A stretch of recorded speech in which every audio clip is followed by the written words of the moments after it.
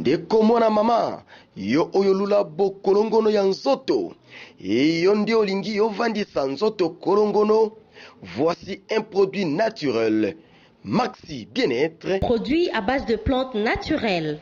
restaure dysfonctionnement l'érectile de l'homme et redonne à votre corps l'harmonie et la santé. Pona bonzenga ya nzoto nanga, pona bokolongono ya nzoto nangai, nga na poni nanga, Maxi Bien-être. Maxi Bien-être inventé partout dans le monde. Vous habitez Kinshasa, vous habitez Belgique, vous habitez la France, vous habitez l'Amérique, vous habitez l'Irlande, vous voulez consommer Maxi, appelez-nous au numéro qui défile au bas de cet écran.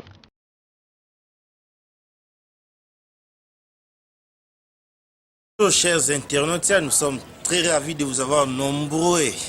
pour Rolanda site Nabino Bolingaka mingi www.congomillionnaire.com. Après Rolanda émission Nabino Bolingaka Kin réalité présentée par votre humble serviteur Mutobo Moni pour la Malaliboso Olivier Divididi. Na Kin réalité à l'autre Rolobela mingi phénomène avortement où ils ont la rage na kina botika la zatana idete bokamwa ana kin bana basi bakoma longola bazemi na concurrence mususu ate muninga tembe ngana longola ya 8 mois mususu bingana longola ya 6 mois bokamwa botika la zatana idete mais pour na koloba troté binomo bomona ba image yango moko loba ba image ozaki bien tourné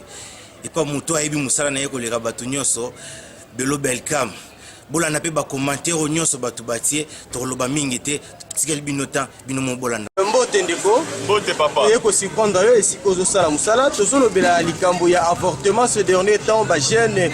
bazo vivre trop des avortements et surtout likambo ya ko boa kaka bana ezolobela yo nini en tant que jeune.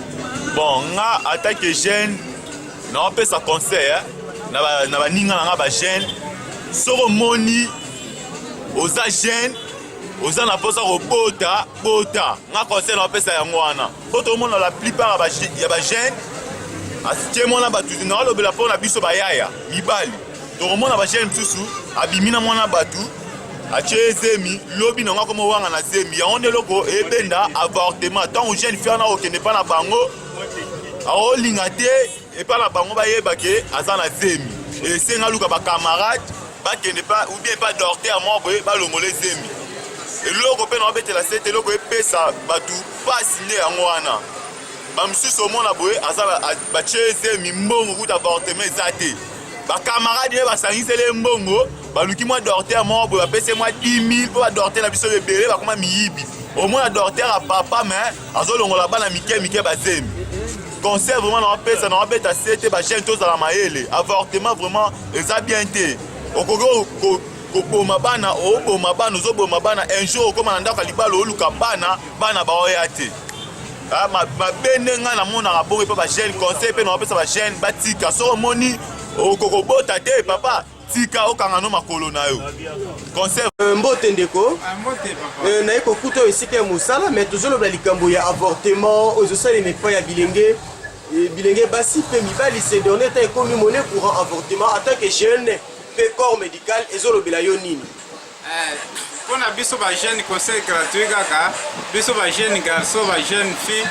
soko moni ke mwasi olingo zwa zemi te ube mobali olingo tia mwasi zemi te soki ngonge ekoki te ya obota ifo mwana mwasi ifafa na ndako azela ntango soki babali ye wana nde akokozwa zemi aboti soki omoni mpe ozotambola ozwi zemi ndimaka kokota bien sûr malgré badifficulté na mboka ondimi kaka kokota oyo lioke nosala baofisa o avorte emema makambo mosusu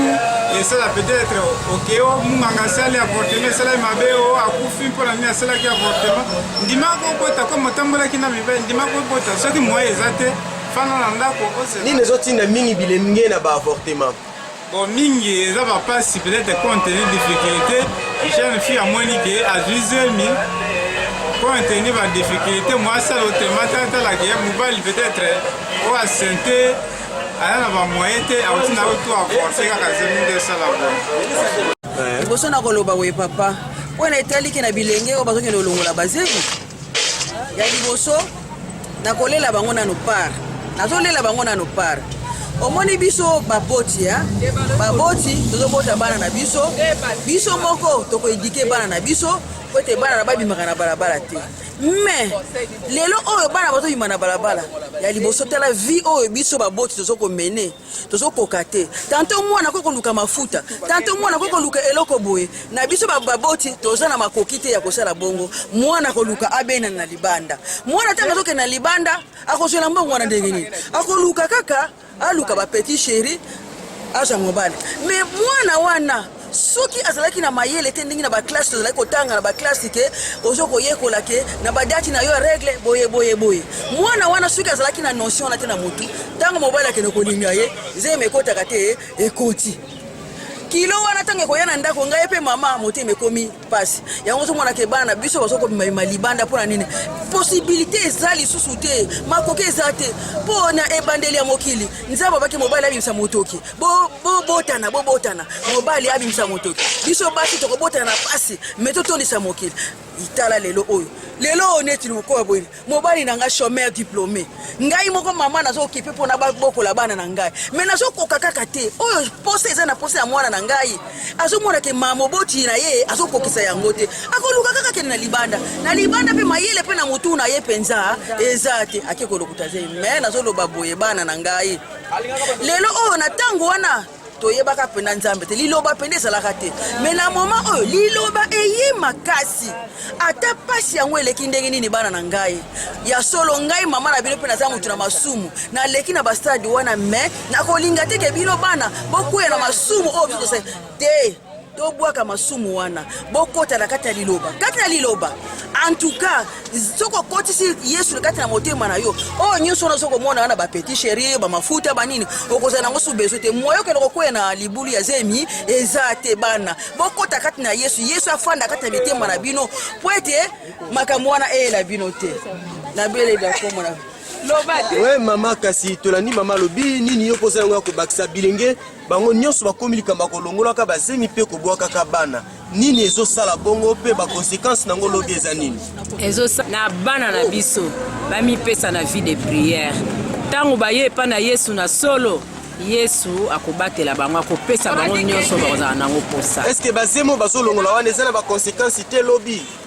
ezali baconséquence ebele mingi bazokufa bakufi baza ebele donc eza pasi kaka bazokufa bamosusu okomona na hôpital mpenza moyen zwa soin eza te akufi kaka wana esala pasi na kati ya bamapita bazemwana nayebi ete eza pasi nde ezotinda bababimaka libanda kokende koluka mafuta eloko ya kolia nde ese bazokende kozwa bazemwana me soki ondimeli yesu kati na yo nyonso wana ozomona okoluka mafuta te yesu akopesa yo oyo ozoluka na kati ya balabala yesu alobi ete atini mwasi abala abota amultiplie mokili me eza te atini okende kozwaki zemi yela baboti na yo basufrire su babokoli yo babokola su bakoko wana eza kitoko te mpo na nini misala eza te batata baza na possibilité te me bamama na makasi wana bazodebrie mpo na kolesa bango conséquence nini ekoki koyela lobi bilengo bazobwaka bana mpe bazolongola bazemi conséquence eza nini ayo kozwa libala me lokola bwaka kobota eza te tozomona ebele bazwi libala me ozobota te me ayebi te oyo asalaki mabe asalaki yango nde ezokontinue na vi na ye abwaka na bana alongola basemi lelo ndaka libala kobota eza te mobali nini akosupporte azwi mwasi azobota te avandela ye aza te kasi balobi bango bazobota te mpo bino baboti bandoki toza bandoki te bandoki bango moko ntango bayebisi ata mwana bwanya ye azotamwana bwana te azoke lokota na ye mafuta alipa azwi zemi gardie mo zemi noti 9 mois bota azwi mwana akangi libumu akebwaka ye eza malamu te ntango ozwa libala kobota eza te naza na baka wana ebele bazoluka kobota ndako eza bien biloko nyonso eza me mwana aza te mabala ezokufa bango ya zela tano yo nzambe apesa libala obota omultiplie mokili bana no bazala bonheur mais eza te bana na biso lelo bakomi malédiction mpo na ndini bazolokotela biso bazemi oyo libala na ye na ndako yo mama oza na pasi yo kokosupporte mwana oyo aye kaka lelo makila nini mama aza na bozwi te mwana kosani akokufa ya ozomona bana biso babongola mitema bakaba nyonso na maboko ya nzambe nzambe ye moko ataye bango akotinela mibale oyo bakosuma bango Tendeko, oui, toye kopusila mukepene na kolobela likambo etali ba avortement au bilenge bazosala na Kinshasa. Ces derniers temps, likambo ya avortement pe kobwaka bana ekomi à la une na Kinshasa. Ba cause nango d'abord eza nini avant de lobela ba conséquences. Bon, likambo wana ekomi lokola moi histoire pe na kati ya mboka actualité moko boye comme si basi mususu wana eza proposition na ngai eza na basi mususu bazokuta na mibali mususu baaventurier peut-être alingai mwana mobali na mingi mais fin de compte aye kogrosser disons akomi na zemi elle mwana mobali asentir ki aza na impossibilité ya kozwa charge wana akokima ye mpe soki atikali na tour na amoni ke bon moto namona ye ke akoki kozwa nga en charge aza te tika na alongola zemi oyo mpo natikala mpe libre wana premier point. Deuxième point, je suis famille au moins à moi sabotameli. Peut-être bana possibilité te ya beaucoup les penza malamu. Na lokoso na ya kolinga mobali libanda akokuta na pe na kawa na zuize me kosenga pe alongola yango. Donc na sens wana musu pe ko banga pe ba parents. Atali ali na komi na zemi so na ke yebisa bango ke na ke na zana zemi ba omona ke eza mabe ali tika na misale la boye po na garder la confiance envers ba parents na ngai. Est-ce que ça peut na ba conséquences likambongo ya avortement to ko kaka bana? Oui, conséquence et cause en conséquence parce qu'il y a un autre monde. Na mona moi si mo boye sala alongola zemi moko ya 5 mois mais il créa ba problème ba sala opération zemi ba longola ka bien te mona na kati ya panzana ka ti suka nango ikomaka ba opérer. Bon na sima opération na ememaka epe na liwa. Musupe akozwa abwaki mwana. Batu musupe ba récupérer mwana na mena sima mikolope au mona maman mwana so ayiko bimake no mwana na ngai na yepo na ya kozwa na sens wana conseil ni européen na bilenge basi pe mibali o ba mi pesi mingi na ba avortement bon basi to pe mibali o bazo sala ba biloko wana eloko liboso na kolobaka ke mutu na mutu tango zo linga na boza na confiance envers muninga oyeba ke ona lingie po na nini na lingie po na nini moi si famille ba na mike mobalo na ona lingie est-ce que azana possibilité lelo o ke soki likambo ezali a ko maintenir position na ou bien ko kima pona bolingo tango zo lingana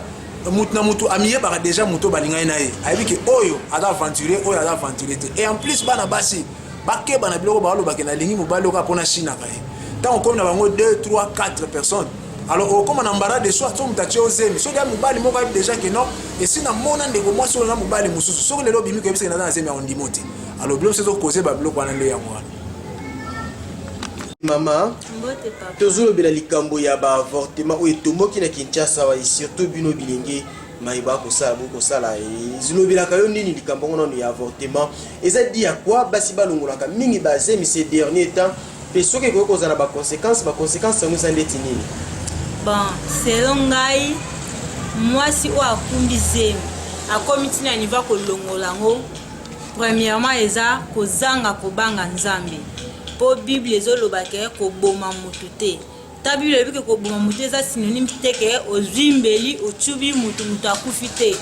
action ya ko sala avortement eza ke obomi mutu eza abomination eza malamu te ya mibale ezali tant okumbi zemi fale obotango oko longola ngo lelo ebi ke nzamba amoninga te ça ne pose pas de problème mais le okenda kwa libale komi problème akobota eyate o banoko bandoki batata mwasi bandoki o mobali abota kate boye na boye ok eza cause ya avortement o yo elenge mwasi osalaki Tendeko ambote papa to yeko surprendre na musala tant que corps médical toujours bila likambo ya ba avortement zo c'est les mepa bilenge ces derniers temps kolongola ba zemi pe ko bwaka bana eza dit en quoi pe ce que ça a ba conséquences lobby ba conséquences ngeke ko sala nini ezali ba premièrement na koloba ezali ba responsabilité partagée ya liboso na bandi pa ba parents oyo ba boti biso bazalaki liboso ba responsable ba un bon responsable mais lelo bazali sous na ba responsabilité na bango te vis-à-vis ya bana vie ya lelo échanger komi bana bato ba komi ko laisser ba parents voilà la première cause deuxièmement ezali bana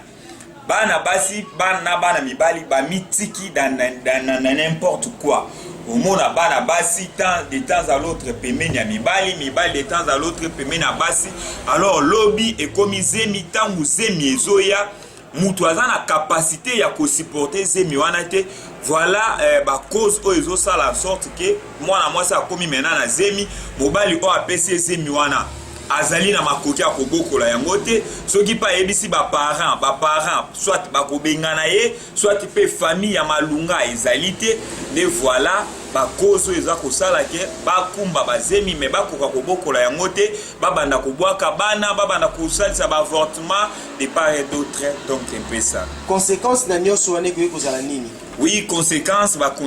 ezali ebele. Ce qui toke côté Bible lobi le salaire du péché c'est la mort et le koboma mutu ezana numabe. Deuxièmement, ba condition o bazo longolela bazemi ba misusu bazo mela bakisi wana lobi ezana ba effet ebele na niveau ya matrice. Omoni ameli kisi elongoli zemi mais quelque temps après etumbi matrice lobi akomi abanda kobota te, lobi banoko bakomi bandoki, lobi banoko bakomi boye batata mwasi or que rien ezali ba conséquence parce que tant mutu azui kisi po alongola zemi eza non seulement na ba conséquence immédiate mais ba conséquence tardive ezali azui alongoli zemi lelo et bomi matrice lobi moyen zo zemi ezate abali libala moko ya malamu mais zemi lobi eyete. Donc c'est un peu ça. Conseil ni kopesa la basi bazo bwaka bana pe bazo longola bazemi kino lelo. Non na kopesa bango ka conseil ke batika ezali eloko moko ya mabe nzambe alingi yango te. Soki lelo biso ba o ba parents na biso bazalaka na eloko wana ya na mutu ke soki ozuize mifo obwaka mwana mais lelo toza invité. Donc baye ba mpe ko conserver soki tana ne kokite tika kolanda bana mibali te et puis tant ozoluka o vivre na mwana mobali parce que bloka nezo sala ma mingi na ba jeune fille na biso amikie soki omoni ke mobali oyo azolinga yo azana ba responsabilité te vraiment ko s'engager te tika zala na responsabilité ba parents ba bokola yo jusqu'à ce que ozwa mobali o akoki ko zala responsable. Toti biso nyonso kolanda ba image to moni biso moko ndenge muta oti kolongola zemi ya mwana ya 7 mois alongoli pe ya bwaki. Et donc photo za la maele surtout bino ba obozaka mingi libanda bozo ya na bakini fo boyeba ya na bana basi misusu talaka ka ba koma benga ba barankoyi donc alongola na e bazemi ebele donc asisa ba maki nyonso kana na nzoto. Tikala ne sune loko te kwa bazilo mo loko bongo bateli yo te yo parcelle commune ete mo utili bando zo mwasi ke ba photo za la bon maele kwa soko ye moi de fois moi retourna petite sœur on a moi ndenge nini ça la ka moi bien donc toza soupena na trop à dire te bino mo bolandi ba image pe to moni to tikali ka ko pesa ba ye ba biso mo ba mbote mo ba salutation ndenge zalaka to banana na ye moko le boss fantôme ne ba benga ka pas cordon le vieux Ricky du Benz mobali ya mama jolie du Benz bino moko boye bien otolobela trop te mbote la grande famille Millennium nyonso to bani na cordon ye moko belo belcam to kitina Deborah Kibusu Balbino Lisette pena Olivier Dividid mingi ya kolobeate to pesi ba oya biso balinga biso mingi pe ba ostena biso net oya ngai mon vieux mon oncle na kati ya France Alfred Maleko ba mbote bele place ali mingi ya lobeate to mona ni prochainement na ba élément au misu to proposer bino kaka toujours na kati ya émission na bino qui réalité au lieu les présenté par votre humble serviteur Olivier Dividid ba mbote bele place ba